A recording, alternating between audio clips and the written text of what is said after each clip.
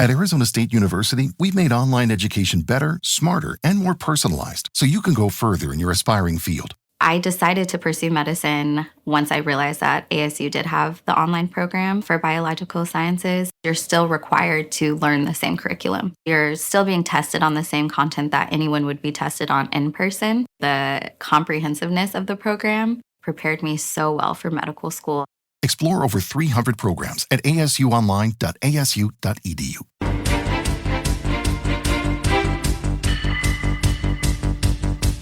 Mañanas en Libertad, con Luis del Pino.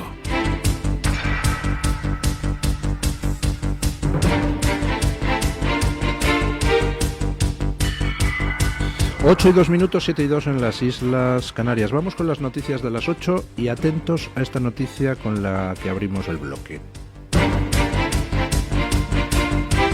Actualizamos la información a esta hora de la mañana contándoles un nuevo presunto caso de corrupción en el Europarlamento. La Fiscalía de Bélgica investiga si Huawei realizó pagos ilegales para promover sus intereses en la Unión Europea a través de una carta firmada por 8 eurodiputados en el año 2021. Esta carta, aunque no mencionaba directamente a la empresa china, defendía la neutralidad en el desarrollo del 5G en Europa en un momento en el que varios países restringían el uso de equipos chinos por preocupaciones de seguridad. Las autoridades belgas han realizado 21 registros en el marco de una investigación más amplia sobre corrupción en el Parlamento Europeo. Y en concreto se acusa a 4 personas de corrupción y crimen organizado y a una de lavado de dinero. Entre los implicados está un ex asesor parlamentario y un asistente del eurodiputado italiano Fulvio Martuscello, quienes supuestamente ayudaron a gestionar los pagos. Según los documentos judiciales, Huawei habría respaldado el pago de 15.000 euros al autor de la carta y unos 1.500 euros a cada uno de los firmantes. Las transferencias bancarias sospechosas ascienden a decenas de miles de euros y están enmascaradas como consultorías o gastos de campaña. Bueno, esto ya lo sabíamos, que Huawei había sobornado presuntamente a eurodiputados presentes o pasados del Europarlamento para defender sus intereses. Las labores de lobby no son ilegales en Bruselas, lo que sí es ilegal son las labores de lobby encubiertas, es decir, el hacer que los eurodiputados hagan ciertas cosas, pero pagándoles por detrás dinero negro. Bueno, pues resulta que hoy la revista Político trae información actualizada sobre el escándalo de Huawei, información basada en documentos de la investigación con los que se ha hecho esta revista. Uno de los aspectos que está investigando, porque es una trama bastante multiforme, uno de los aspectos que está investigando la Fiscalía belga es exactamente el referido a una carta que un eurodiputado italiano del Partido Popular Europeo publicó en 2021, carta firmada por 8 europarlamentarios de entonces y carta en la que se trataba, sin mencionarlo, de defender que no había que excluir a Huawei de todos los temas de las tecnologías 5G de móvil, y carta por la que habría, al parecer, cobrado 15.000 euros el que había escrito la carta, este eurodiputado italiano, y 1.500 euros cada uno de los otros 7 firmantes de la carta, todos ellos eurodiputados. ¿Quiénes eran estos 8 firmantes de la carta? Pues 5 de ellos eran italianos, 3 eran rumanos, 6 de ellos eran del Partido Popular Europeo, 2 eran del Partido Socialista Europeo.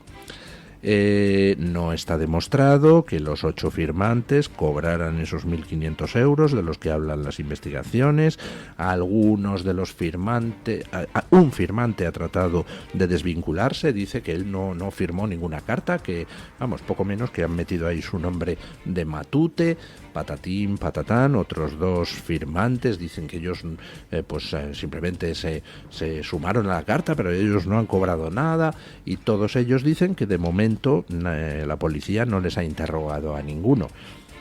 Cosa, por otro lado, lógica, porque es que si son aforados y todos los europarlamentarios lo son, pues hombre, la policía no puede interrogarles sin más. Lo que no tengo claro es los que son exaforados, es decir, los que eran europarlamentarios en 2021, cuando se redacta esta carta, por la que pagó Huawei, y ahora ya no lo son. Esos no creo que conserven el aforamiento. Entonces, bueno, el caso. De momento la policía lo que se ha limitado es a registros en casa de los lobistas de Huawei y en las oficinas de los lobistas de Huawei, registros en casas y en oficinas en el Europarlamento de los asistentes de los eurodiputados presuntamente implicados en las corrupciones, y todo esto, por supuesto, está a expensas de que se demuestre judicialmente las imputaciones, patatín, patatán. La presunción de inocencia rige, por supuesto, para los eurodiputados. Ahora bien, lo que va quedando claro es una cosa, que mientras que el Morocco-gate y el Qatar-gate eran escándalos de corrupción que afectaban exclusivamente, por lo que sabemos, al grupo socialista del Parlamento Europeo, en este caso concreto, el de Huawei, de lo que estamos hablando es de una corrupción más transversal, donde estarían implicados parlamentarios del Grupo Popular Europeo y parlamentarios del Grupo Socialista Europeo, y además parlamentarios de varios países distintos. Es curiosa la abundancia de europarlamentarios italianos en los casos de corrupción que ha habido, porque parece que es la nacionalidad más prevalente entre los que han aparecido relacionados con los casos de corrupción del Qatargate, del Morocco-gate y ahora de Huawei.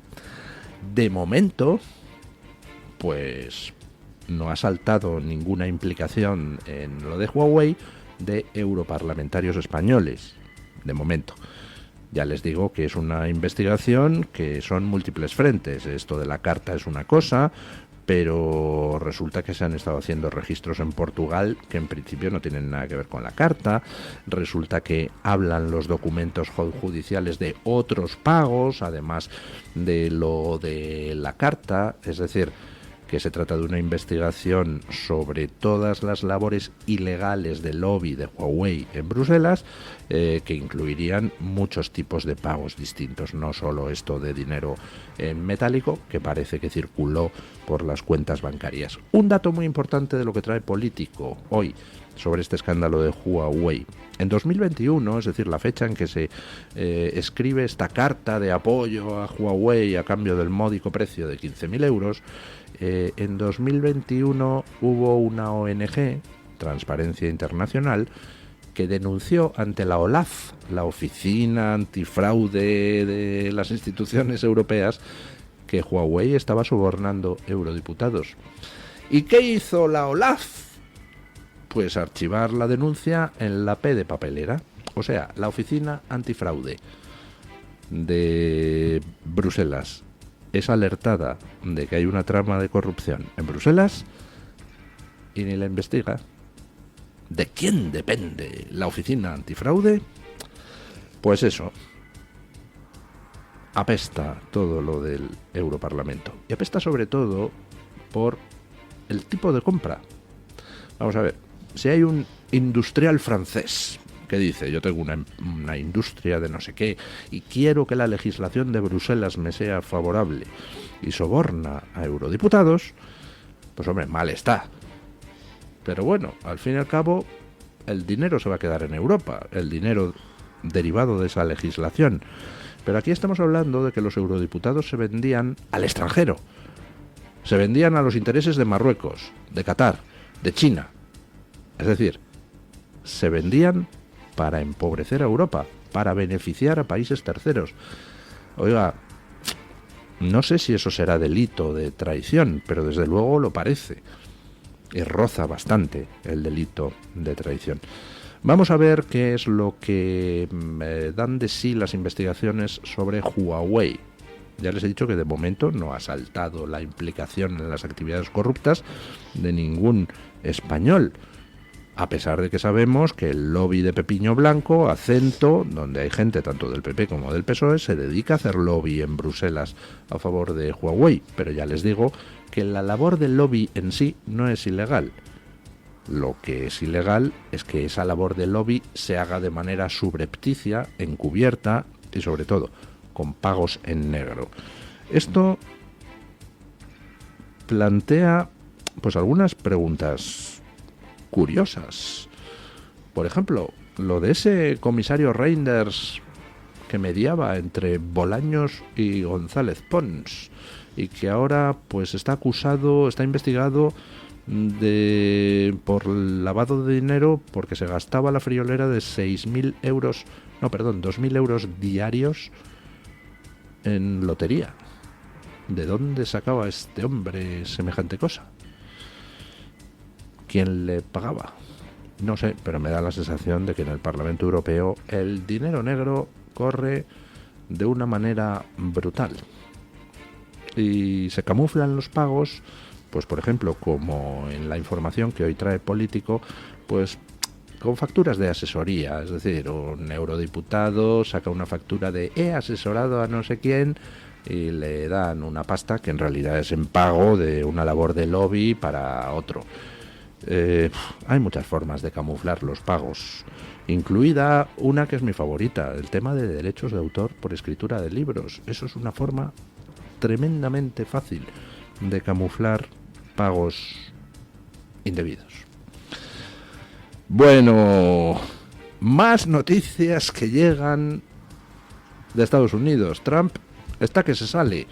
Otra de las cosas que firmó ayer es algo que Estados Unidos lleva necesitando desde hace muchísimo tiempo. Una reforma electoral revolucionaria ha puesto en marcha Trump. Escuchen. Les hablamos ahora de Estados Unidos porque el presidente Donald Trump va a reformar el sistema electoral norteamericano. Trump ha firmado una orden ejecutiva por la que se va a exigir una prueba de ciudadanía para votar en las elecciones federales y gracias a la que se va a establecer nuevas restricciones al voto por correo. La medida también prohíbe contar papeletas que lleguen fuera de plazo y elimina el uso de las que vienen con códigos de barras que se utilizaban aún en algunos estados. Trump argumenta que estas reformas permiten alinearse con otros estándares de seguridad que hay en otros países y es una manera de garantizar elecciones libres, justas y sin fraude. La orden ejecutiva también otorga al Departamento de Justicia la facultad de sancionar a los estados que no cumplen con las nuevas reglas y permite retener la financiación federal a aquellos que no apliquen las correspondientes medidas de verificación de votantes. Además, el Departamento de Seguridad Nacional deberá compartir las bases de datos con los estados para garantizar que solo ciudadanos estadounidenses pueden votar. Reforma revolucionaria. Parece mentira que en Estados Unidos sea revolucionario hacer algo que es habitual en todas partes, que es pedir la identificación al votante. O sea, es que hay estados, aquellos estados donde gana el Partido Demócrata, donde no se pide la identificación al votante a la hora de votar. No se comprueba la identificación del votante en el voto por correo. Hay estados donde se permite que lleguen votos por correo hasta 2 semanas después de celebradas las elecciones. Claro, de esa manera es imposible que en el día de las votaciones se conozca el resultado. O sea, aquí en España en 4 horas hemos recontado 30 millones de votos, pero allí en determinados estados para contar 2 millones de votos se tiran 2 semanas. Dices, ¡uf! ¡Qué rarito!, ¿no? Y sobre todo, ¿a qué viene esa reticencia a que el votante se identifique? Bueno, pues Trump ha sacado una orden que dice que a partir de ahora pues habrá que identificarse para votar y que a partir de ahora no se permitirá que el voto por correo llegue después del día de las elecciones, que el día de las elecciones es el día de las elecciones. Vamos, el día donde la gente va a las urnas, la fiesta de la democracia, van 3 monjitas que salen de la clausura y votan, un señor que llega y va a votar y se cae y tira toda la mesa, esas anécdotas tan bonitas del día de las elecciones. Bueno, pues en Estados Unidos también tendría que haber ese tipo de anécdotas porque fuera el día de las elecciones, no una cosa donde de repente va el recuento de una manera y aparece 3 días después una saca de correos con 30.000 votos que, oiga, justo van todos para el Partido Demócrata y te vuelcan la elección y esas cositas que pasan en algunos estados. Bueno, esta orden supongo yo que va a traer cola porque va a ser inmediatamente recurrida por los demócratas. Evidentemente, quien está haciendo trampas electorales, pues lo último que quiere es que le eliminen las trampas electorales porque no vuelve a ganar una elección en su vida. Así que recurrirán. Y además lo harán seguramente con un argumento, diciendo que es que son los estados los que tienen que decidir cuál es su sistema electoral y cómo recuentan los votos y todo eso, que en Estados Unidos no es un mal argumento, tampoco es mal argumento el contrario, el de que, oiga, tiene que haber una identificación, fundamentalmente porque lo que se vota en un estado puede afectar a todo el conjunto del país, porque ese estado envía representantes al Congreso y al Senado. Si son fraudulentos, pueden cambiar los resultados de las votaciones en el Congreso y en el Senado americano. Así que bueno, aquí habrá una interesante batalla judicial que tendrá con toda seguridad que resolver el Tribunal Supremo. Trump quiere acabar con las trampas electorales que hace el Partido Demócrata. El Partido Demócrata no va a permitir que se acabe con esas trampas electorales sin resistirse como gato panza arriba, y tendrá que ser el Tribunal Supremo, casi con toda seguridad, el que termine zanjando el asunto. Y mientras tanto, desde Palestina pues nos llegan datos sobre cómo pues Israel tiene nuevos aliados en la lucha contra Hamás, y además unos aliados sorprendentes. Escuchen. Les contamos ahora un hecho poco común, y es que los palestinos de Gaza se están empezando a revolver contra el grupo terrorista Hamás.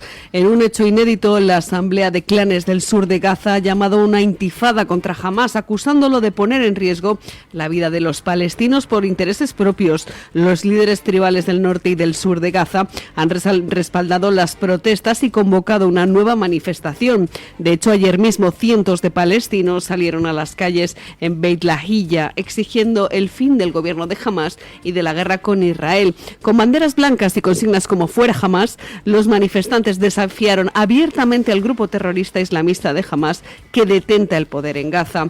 Mientras tanto, Hamás intenta desmentir estas declaraciones de los Clanes, y hay algunos activistas que aseguran que los líderes tribales van a seguir apoyando estas movilizaciones, marcando así un desafío sin precedentes a la autoridad de Hamás en Gaza. Los de Hamás son un grupo terrorista. O sea, imaginen ustedes que aquí en España pues resulta que se hubiera hecho con el poder Bildu, ¿no? Bueno, la verdad es que el ejemplo que pongo es un poco para echarse a temblar, porque acaso no se ha hecho con el poder. Pero bueno, imaginen que estuviéramos en guerra, se hubiera hecho con el poder total, y entonces estuviera llevando a los españoles a una guerra con, yo qué sé, Francia. Y entonces resulta que los españoles pues no queremos ir a una guerra con Francia porque nos lleve Bildu para liberar las provincias del sur de Francia que son vascas. ¿Quiénes serían las principales víctimas de ese gobierno terrorista en España? Por los propios españoles, porque nos veríamos atacados por Francia, bombardeados, muriendo gente, porque nos gobiernan unos terroristas. Bueno, pues eso es lo que está pasando en Gaza. En Gaza tiene el control desde hace pues 18 años, va para 20, una banda terrorista que es Hamás, y las principales víctimas son los propios palestinos, que son al final los que sufren las consecuencias, porque estos terroristas asquerosos y cobardes lo que hacen es dedicarse a atacar a Israel, y cuando Israel contraataca ellos se esconden en los túneles y a la población civil la dejan arriba. Hace falta ser miserable, canalla, cobarde y cerdo. Bueno, pues eso es lo que hacen. Y ahora, después de lo del 7 de octubre, que al final le ha salido a Hamás la jugada fatal, porque esperaba con eso doblegar a Israel y resulta que es todo lo contrario. Bueno, pues al final, como Hamás sigue cerdeando, sigue sin liberar a los rehenes, sigue provocando, pues Israel ha vuelto a entrar en Gaza. Y claro, los palestinos dicen, pero ¿por qué tenemos que aguantar a estos terroristas de Hamás? Que otra vez nos vuelven a meter en el lío. Y bueno, pues está bien empezando a haber manifestaciones en Gaza contra Hamás. buena señal y buena noticia. Y mientras tanto, aquí Cándido Conde Porrón-Pompero intenta bloquear los intentos de jueces españoles por pedirle al Tribunal de Justicia de la Unión Europea que se pronuncie sobre las infames decisiones de Pumpido en el tema de los ERE. Escuchen. El presidente del Tribunal Constitucional, Cándido Conde Pumpido, ha solicitado un informe para determinar si la Audiencia de Sevilla puede elevar una cuestión prejudicial al Tribunal de Justicia de la Unión Europea sobre el indulto de facto concedido a los expresidentes andaluces Manuel Chávez y José Antonio Griñán en el caso de los ERE. La Audiencia de Sevilla ha cuestionado si el amparo del Constitucional es compatible con el derecho europeo, sugiriendo que el tribunal se extralimitó en sus funciones. De esta manera, Conde Pumpido intenta frenar la intervención del Tribunal Superior de Justicia de la Unión Europea, argumentando que los jueces españoles podrían no estar facultados para plantear cuestiones prejudiciales sobre resoluciones del Tribunal Constitucional. El asunto será debatido en el Pleno del Constitucional de esta misma semana, en medio de crecientes dudas sobre la legalidad de la anulación de la pena de cárcel a Griñán y la reducción de la de Manuel Chávez. Bueno, pues que resulta que dice Pumpido que quién es la Audiencia de Sevilla para recurrir al Tribunal de Justicia de la Unión Europea para consultar si lo que dice Pumpido sobre lo de los ERES, que es una puñetera vergüenza, es acorde con el derecho europeo o no. Y entonces está intentando movilizar Pumpido un informe para decir que la Audiencia de Sevilla no tiene derecho a cuestionar lo que hace el Tribunal Constitucional.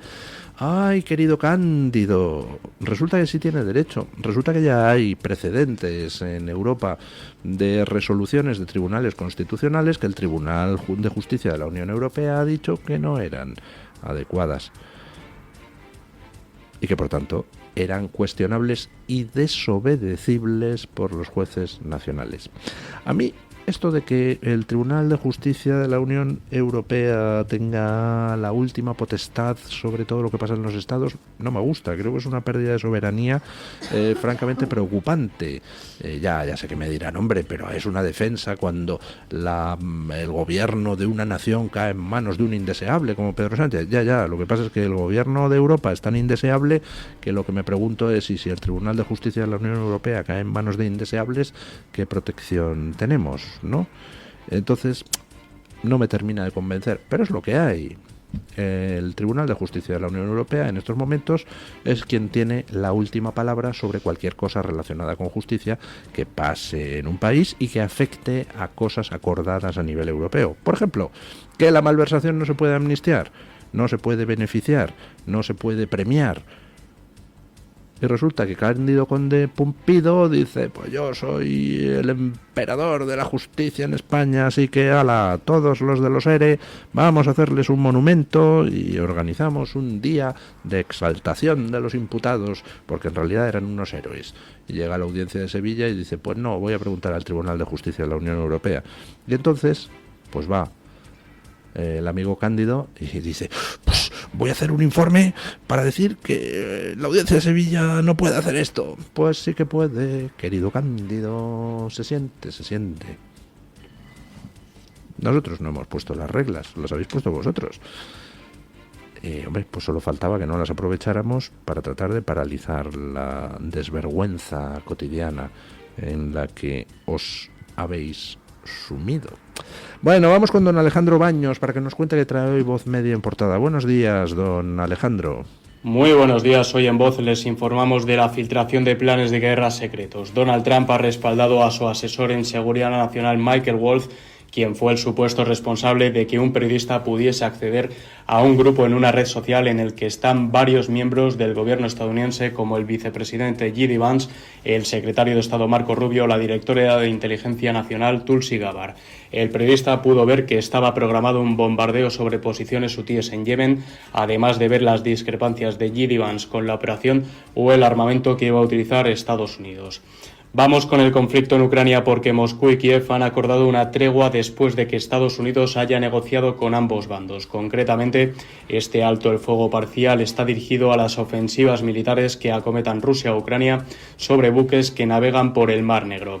Cambiamos al Partido Demócrata porque Kamala Harris sigue siendo la favorita para los votantes de la formación de cara a las elecciones de 2028. Pese al desastre electoral de noviembre, el 36% de los demócratas continúa apostando por Kamala Harris para que sea su candidata en las próximas elecciones por delante del ex secretario de Transporte Pete Buttigieg. Terminamos con la polémica protagonizada por un congresista del Partido Demócrata. La legisladora Jasmine Crockett se ha burlado del gobernador de Texas, Greg Abbott, quien está en silla de ruedas, llamándolo gobernador Hot Wheels. Ya saben que para ampliar estas informaciones y conocer otras noticias pueden visitar nuestra página web voz.es y nuestras redes sociales.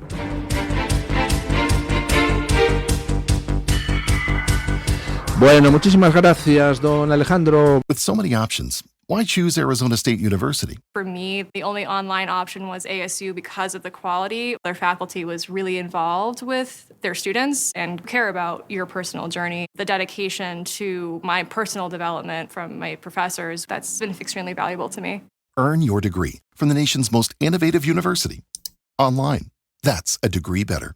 Explore more than 300 undergraduate, graduate, and certificate programs at asuonline.asu.edu.